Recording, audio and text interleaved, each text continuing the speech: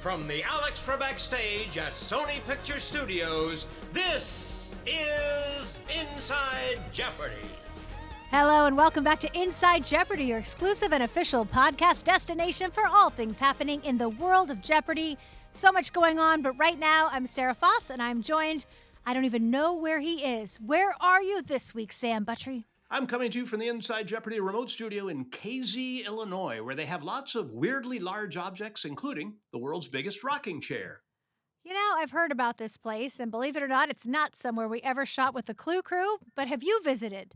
I have not visited, but there are a lot of great pictures online of these weirdly large objects that the project put together. They've got the world's biggest mailbox and the world's biggest golf tee, and what they do with these things is not clear, but the rocking chair I happen to know is 55 feet tall, so that's a good-sized chair. I have a visual of you just rocking away, just a tiny little Sam just rocking away in a giant chair. Can you picture it? I will do my best. Yeah, I can picture it. I will get some footage of that. You know, now that you're retired, except for this full-time job as our ambassador, I think you need to make your way there, get in the rocking chair, take a photo, give it to the people. Bring it, Sam. It's what the people want. It's what that they I shall want. do, Cher. Well, last week we announced the JIT lineup right here on the pod. Reaction has been good. What did you think when you heard the big reveal of the 27 greats from past seasons, 6 decades worth, coming back to play Jeopardy? So exciting. A lot of names I'd heard of, a couple I had to think about a little bit more, which is also exciting. I will say the one champion I was hoping would come back who didn't apparently get invited is that guy, and I forget his name, but the Bring It guy? That guy was hilarious. Doesn't ring a bell. Ouch. Nothing. No, it's very exciting, and I'm looking forward to seeing the games. That's a little bit of a misnomer, if you will, because I was actually there for the recording of the JIT and Jeopardy production time. Yeah. A lot of great Jeopardy. This was a quick turnaround for us. Obviously, we did delay those tapings because of the California wildfires. So we pretty much taped JIT and then turned it around for air almost immediately. You were there. Great games. And, you know, at least we didn't have a JIT without you. You were there. I was there. In person. You just weren't at a podium. Probably just as well. There were a lot of good Jeopardy there. I don't know. We'll see. I don't know. But that does kick off today on Jeopardy airtime. We're very excited for that. But it was just last week that the TOC wrapped up on Thursday. We saw Neilesh Vinjamuri become our 32nd Tournament of Champions winner ever in the history of the show. And he did that in 5 games. A little bit shorter than we've seen in the past, at least shorter than your TOC, Sam. Yeah, I managed to stretch mine out to 6, and Neilesh was amazing, winning in a 5-game battle against 2 great champions in Adriana and Isaac. What a win it was. Well, let's take a look back at those games that wrapped up the TOC heading into Monday, where we were at Game 2. Adriana, Isaac, and Neilesh returning. Adriana, 1 win under her belt, feeling good, but it was Neilesh who put on a dominant performance. After taking the lead in Double Jeopardy, he found the last daily double in the game, went all in for a record-breaking $14,600. Massive lead after that. Isaac did turn it on. He managed to stay in contention heading into final, but both he and Neilesh were correct, so that meant that Neilesh secured the win. Wow, that bet was amazing. And as Isaac said on Reddit, this game felt like a moral victory, which is not like a regular victory, except it doesn't count for anything. It doesn't feel very satisfying. Isaac, always amusing. He says Neilesh really threw the gauntlet down with his stone-cold double-ups and earned this one. And it's true, $14,400. Wow. Well, let's hear how the players were feeling after a great game. That was a very impressive game. I don't want to barrage you guys with statistics, but I will. Those are the 3rd and 4th highest finishing scores we have seen all season. Neilesh made the biggest daily double wager of the season. Nobody's gone above $14,600. That was gutsy. What were you tempted not to do it? I knew all in. As soon as I saw that daily double pop up, I knew all in. Tell me why. What's your thought process? Well, I mean, South America is more of like a geographical category, so it felt more like my wheelhouse. So it was an easy decision. Yeah. You were trying to build the biggest margin you can, hoping to end it right there. Exactly. It did not work out that way because Isaac stormed back. You did not feel like you had been taken out of the game. Well done. Yeah, I mean, I reversed last game, where this game I was actually pretty good on the buzzer and didn't get any of the daily doubles. You and Adriana were trying your darndest. The record for this season is 48 attempts on the buzzer in a game. You should probably know that, Isaac, because you said it earlier in this tournament. Despite the record being 48, you had 47 tries today. You had 46, Adriana. Does that surprise either of you that you were buzzing quite a bit more than Neilesh in that game? Or I remember trying to buzz in, for sure. Yeah, I knew I was buzzing. I was definitely trying. Yeah. Is it a frustrating feeling? Oh, yeah. A little bit? Yeah. I I've been can't there. speak for her, but at least during our original runs, generally when we wanted to buzz in, we buzzed in. So this has been quite frustrating, I would say. I remember going from regular season to having to play against Brad Rutter or IBM Watson and suddenly being like, oh, this is how everyone else feels playing against me. Yeah. This is a bummer. I totally get it now. So it's an empathy building exercise, I guess. Yeah. So much empathy, kid. Your hearts are full right now. Adriana, you have the one win. You're tied with Neilesh for the lead. Isaac, you've got a little bit of work to do. Yeah, if you guys would let me trade in like a couple second places for a first or something, if there's some sort of exchange rate I could do with you, that'd be very helpful. But I'm going to keep plugging away. I'm going to try. Maybe I'll take bigger swings. I don't know. We'll see. I have a feeling this final might go down to the wire. Three great players, evenly matched. That was a pleasure to watch. We'll see you again tomorrow. I love that he brings up that point, Isaac, that, in a normal game, when you're on a run, you're just buzzing in and you're getting in. But to think that they're attempting, 47, 48, 46 in that range and not coming up with a win, that's tough. Yeah, Neilesh had fewer attempts, but he's so fast on the buzzer. You can see on the box score that his percentage was quite a bit higher, and that's what it took to get that critical daily double. That's it. All right. Well, our finalists were back on Tuesday for Game 3, and Neilesh was on fire yet again. He managed to take the lead from Adriana in Double Jeopardy and extended that lead with the help of a $14,800 daily double, breaking his record from yesterday. Adriana was unable to get back in contention, allowing Neilesh to score a runaway win, a runaway in the TOC finals. Yeah, that has to feel really good for Neilesh, not as good for Adriana and Isaac. Isaac has taken to Reddit to give us kind of some of his thoughts, and one of the things he said was, a lot of people are noticing his frustration in the game. And he said, I hope that people don't mistake my disappointment for a lack of grace. Neilesh and Adriana have both played fantastically, and I am genuinely happy for them. Coming into the TOC, I felt a greater sense of pressure than I did in my original run, where I didn't expect much of anything good to happen. I came into this tournament as a top seed. I felt a lot of pressure to perform up to that, and thus really couldn't shake that feeling. Ultimately, I was disappointing my family, that feeling that I was ultimately disappointing my family, friends, various well-wishers with how I had been playing. It's a lot to emotionally process in a short amount of time, and I'm sorry if it makes me come off badly on television. I also do want to gently push back on the notion that I should have stepped aside to allow Adriana back into the game here. For one, he says, the score at the time, 0-1-1, meaning the only reason I would let up at this moment is if I somehow believed Adriana is a weaker player and I should help her win. Unfortunately, I do not believe that. Adriana and Neilesh are both really strong players, and I'm going to have to climb out of a 2-1 hole against either one of them. So I'm not going to sit on my buzzer to advantage one or the other. Obviously, that changes next game. If I'm standing in the way of Adriana preventing a runaway against Neilesh, I'll step aside. Keep in mind, that's no guarantee. Neilesh is really, really good at the buzzer. And then Drew Goins, he commented, because I don't know if you remember earlier about Isaac just saying, compliments like, you're beautiful. And so he just said, Isaac, you are so beautiful. That was a beautiful moment. Thank you, Drew. I did want to point out the funny moment in Final Jeopardy where the clue was about the contemporary author. Contemporary authors, and the answer was Diana Gabaldon, the woman who wrote the Outlander saga. And Isaac's answer was, who is the Outlander lady? And Ken said, well, that's correct as far as it goes, just not quite specific enough. A bold effort by Isaac, but no go. Well, moving on to Wednesday's game, Neilesh was hoping to notch a third win, but this was finally Isaac's game. He took a good lead into Double Jeopardy and added to it with a $6,000 daily double. He continued to build his score after Neilesh dropped $4,000 on the last daily double. This allowed Isaac to take the lead into final. Both he and Neilesh were correct, and it was Isaac who secures his first win. Very exciting, and it makes the competition even better. A fan on Reddit told Isaac that they were really interested in his reflections after the game, and Isaac joked, "My reflections are this: oh, thank God, I finally won one." Well, let's hear how Isaac was feeling after finally notching a win. Well, I was as surprised as anyone. I didn't think you had it, Isaac. It was a last-second pull. I was thinking of paintings the entire time, and then I was like, well, what if it's not? It doesn't say painting. And I was like, burgers I've seen that. I've actually literally seen the sculpture. I've been there, so I should get it. And I did very hastily have to write it, which led to the chicken scratch you see before you. Yeah. As I saw you start the chicken scratch, I was like, whatever that is, it's not going to be Burgers of Calais. This tournament's over. And I strolled over here only to find it was not. Congratulations, Isaac, on the big win. Thank you.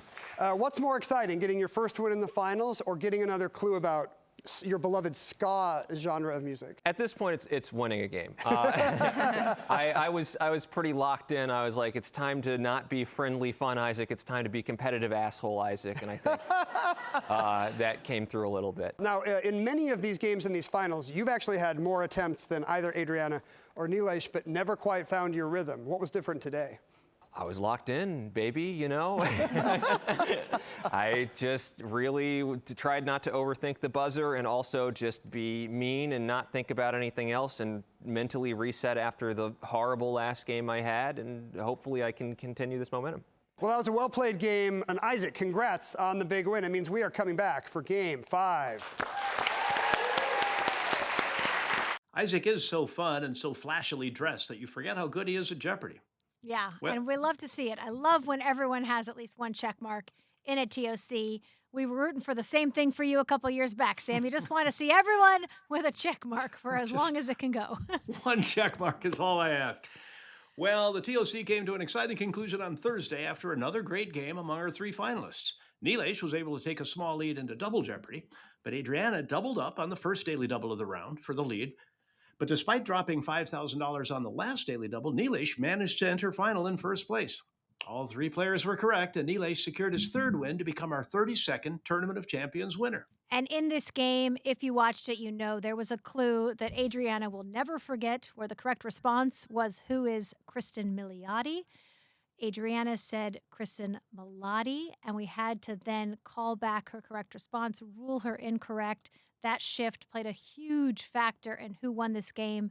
And Adriana went on to talk about it. And she said, you know what? It wasn't my day. It wasn't my tournament. But I feel so fortunate to have reached this point and shared the finals stage with two brilliant competitors. Isaac is so good at this and pulled out some truly impressive daily doubles and finals. Huge congratulations to Neilesh, who showed throughout this tournament why he is a deserving champion. Both are Jeopardy greats for a reason. This whole tournament was an incredible experience full of wonderful people. Lastly, I actually do know her name. I will spend the rest of my life thinking about why it came out that way. Did you ever have anything like that happen for you, Sam, where you don't even know how something comes out incorrect? And I have garbled things in the past, but I've generally been able to correct them. So that hasn't been one problem that I've had. But we've seen it a couple of times this season where somebody has just been so close and just either in writing or in speaking, missed a syllable or a letter. And it's difficult. It's hard to watch. yeah, Isaac actually also took to Reddit to say, in case you can't tell, Neilesh is absolutely ridiculous on the buzzer.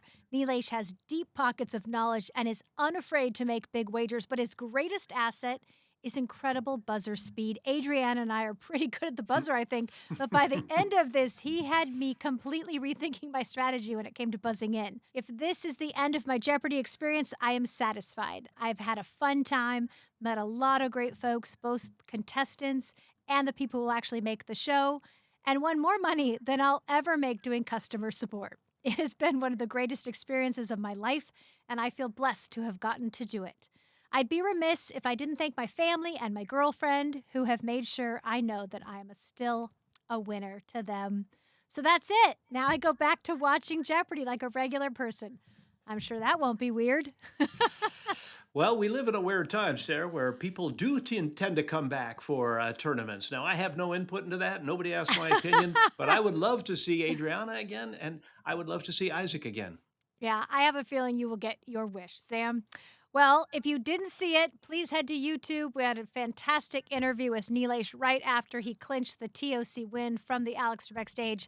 Take a listen, take a watch, check it out on YouTube.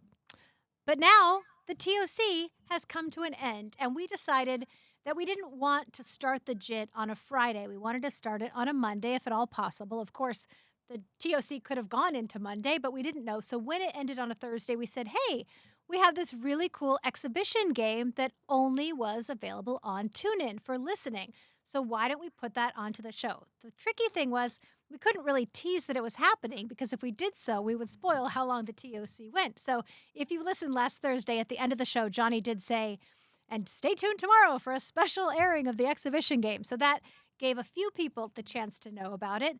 But it was a fun game. It saw Adriana, Isaac, and Drew Basile going up against each other. Of course, our 3 top-seeded players. They don't play in a quarterfinal because they're seeded into the semifinals. So this was a game that allowed them to, get out any buzzer jitters and feel what it's like to be back on the stage and play an equal amount of clues to everyone else that they would end up playing in the semifinals. And of course, Adriana and Drew had played once before. Drew was the one who knocked Adriana off after her impressive streak. So I don't know if she was hoping for revenge in this exhibition match, but it was an exciting one. Yeah, and in this exhibition game, it was actually Drew Basile who came out on top. Ironically, he didn't end up making it into the finals of the 3. And a similar thing happened in the exhibition game back when we played your season. It was Matea who ended up winning that exhibition game, and they didn't make it into the finals. So this Jeopardy, Sam, I tell you, you just never know. Anything can happen. I will say I was delighted by Adriana pointing out, what is it that you've learned after playing 15 games of Jeopardy? And she said, I need more comfortable shoes. Shoes that are good for walking aren't good for standing, and you stand all day in this game. So she actually bought a nice pair of shoes to stand in for the TOC. Yeah, and I'll tell you what they were. If anyone's curious, I'm not being sponsored by them, but they were Allbirds. She found a great pair of Allbirds. So if you want to know what 15-game champion Adriana Harmeyer says is the best shoe to wear when you're going to play Jeopardy, it's Allbirds. There Very you go. good. My wife stands during her job, and she's been looking for the right shoes, so I'll pass that on. Tell her Allbirds. I did want to say one thing about this. Of course, this competition, this exhibition game, was originally scheduled, as you said, for audio only on TuneIn. And so, of course, I went to listen to it. Now, I had a little bit of an advantage compared to people who just listened to it on audio because I was there in the studio when it was taped. But it turns out there's lots of Jeopardy audio only on TuneIn.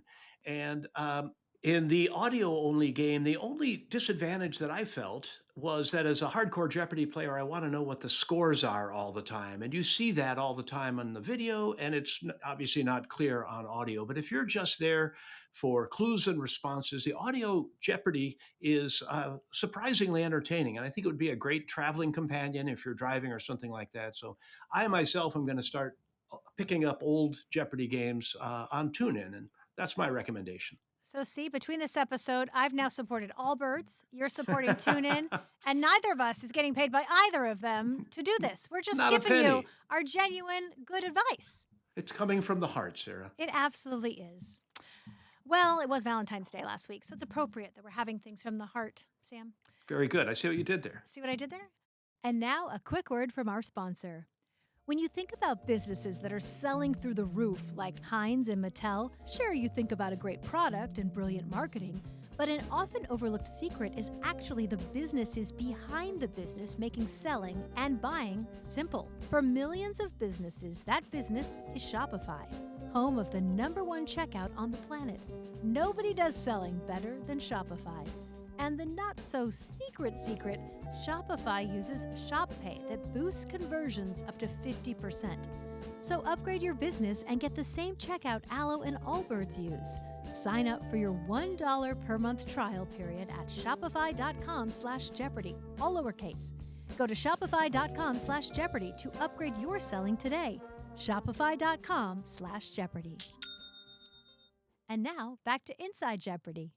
Well, we also had another episode of Celebrity Jeopardy last Wednesday in primetime on ABC. It was another quarterfinal matchup between Susie Essman, Blake Anderson, and Robin Thede. After Blake and Robin split the daily doubles in Double Jeopardy, Robin took a strong lead heading into Triple Jeopardy. Blake unfortunately dropped $12,000 after going nearly all in on the last daily double of the game. I love him for trying it, though. And from there, well, Robin, she cruised into a runaway. Some pretty impressive stats, 35 corrects and 0 incorrect. So really being intentional when she did ring in and making sure she knew that response. And on the buzzer, 60% accuracy. Yeah, she was a great player. We saw Margaret Cho earlier, and it looked like she might be unstoppable in this competition. But Robin is going to be right there, I think. You do have to congratulate Blake, who had a couple daily doubles earlier in the game where he bet low and got them right. And it was the right move to make to go all in. Robin was so far ahead, and it looked like he was close to getting the answer. When Ken revealed the response, Blake clearly reacted as if he was just there. And $12,000 on a daily double. It's an impressive move. He did the right thing, and I'm sorry it didn't work out, but Robin really did deserve the win, I think. Yeah, and in the post game, Robin spoke about how comedians tend to do well on the show, saying comedians have to memorize a lot. So I think we absorb faster when we're watching TV. And a lot of us have no friends. So we watch a lot of TV. And then Blake said, yeah, a lot of that. I also loved something that Blake shared, some additional post-game thoughts that he put on Instagram. What an amazing experience. So hyped I got to do that. Susie is such a legend. Robin is so smart and great with the buzzer. Turns out the buzzer is a huge part of the show. My only complaint is that I don't actually get to go back and play again. I would love to give it another shot. It was so cool. And then he also talked about the daily doubles. He said the daily doubles, that was like a Greek tragedy with me. I make the big bet. I had been marching my tortoise team down the field because, of course, he was playing for the Turtle Conservancy in Ojai. Marching my tortoise team down the field, and I went for it. And it was like fourth quarter, throwing a pick six. And after that, it was over. I just blacked out. He was briefly in the red towards the end of the game, and at one point said, oh, no, I have to pay the Turtles. Yeah. Well, don't worry. The Turtles are getting $30,000, Blake, as well as City Harvest, which is the charity that Susie was playing for. And Celebrity Jeopardy will be back next Wednesday for another quarterfinal. This one will feature Anna Navarro, David Friedberg, and Yvette Nicole Brown. But now... Who do you like? I don't know. I got to watch and see, Sam. I got to watch and see. That's fair. What I know I like is a segment called But Wait, There's More. But wait, there's more. Yeah, this week's clue comes from Tuesday's game in the finals of the TOC, so bring it. 20th Century Notables 400. He said his greatest blunder was the insertion of the cosmological constant into his theory of general relativity. Neilesh. What is Einstein? Yes. Einstein, that guy again. So he was maybe one of the smartest guys ever, and one of his great works was this theory of general relativity, which, among other things, described his ideas of gravity and how massive objects can actually bend and stretch space and time. At the time he formulated it, everybody, including Einstein, thought that the universe was static, but his equations didn't predict that. So Einstein tossed in a kind of fudge factor into his equations to keep his model's universe from expanding or contracting. And this is this cosmological constant, which Einstein denoted by a capital Greek letter lambda. He had to use the big lambda because apparently Mary had the little lambda. Thank you. So this constant represented a repulsive force working against gravity to keep the universe balanced and stable. So Einstein needed a fudge factor? Right, but not the delicious kind, and only for a while. 12 years later, Hubble, the space telescope guy, concluded that the universe is actually expanding. So the cosmological constant wasn't in fact needed. Einstein abandoned it and called it, as Ken said, his greatest blunder. However... I see what you're doing here. You want me to say, but wait, there's more, Sam. I kind of do. Thank you. Yeah. So we used to think that, sure, the universe was expanding, but that expansion was slowing down and that gravity would eventually pull everything back together into a big crunch. But now we believe the expansion is, in fact, accelerating. And there are a number of theories as to why this might be true. One arises from something called vacuum energy, which was a real thing discovered by the Hoover Company. Nope, that's a vacuum cleaner joke. No, vacuum energy is a real thing that we can sometimes measure. There is non-zero energy, even in empty space with nothing in it. So the vacuum energy is presumably tied to the cosmological constant. That's what people think. So Einstein was maybe originally closer to the truth with his original formulation with the constant without even knowing it.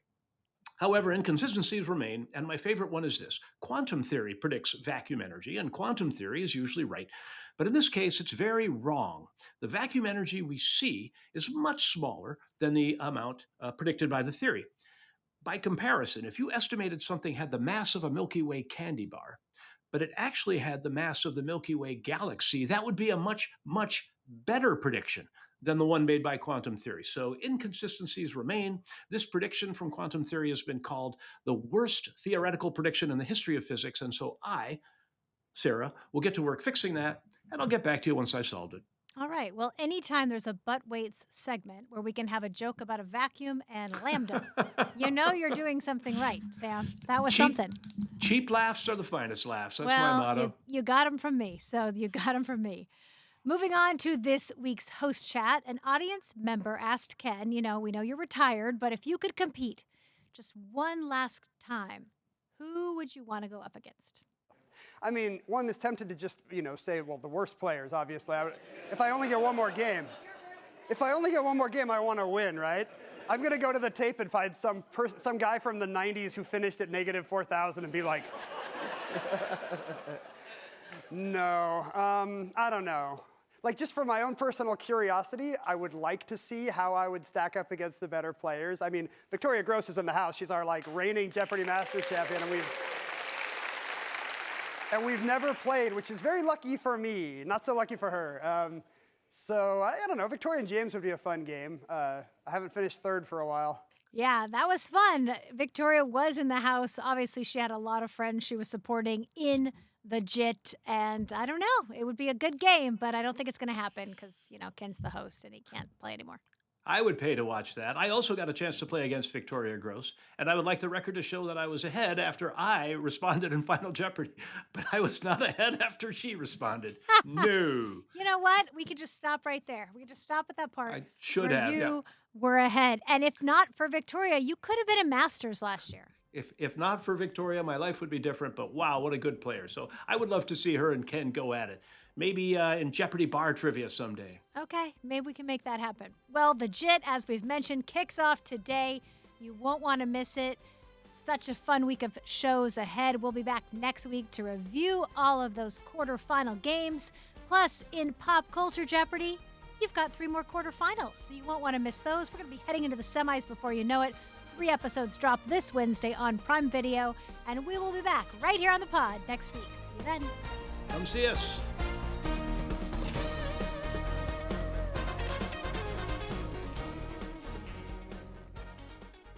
We're so glad you're here. Stick around and click that subscribe button so you see all our latest videos.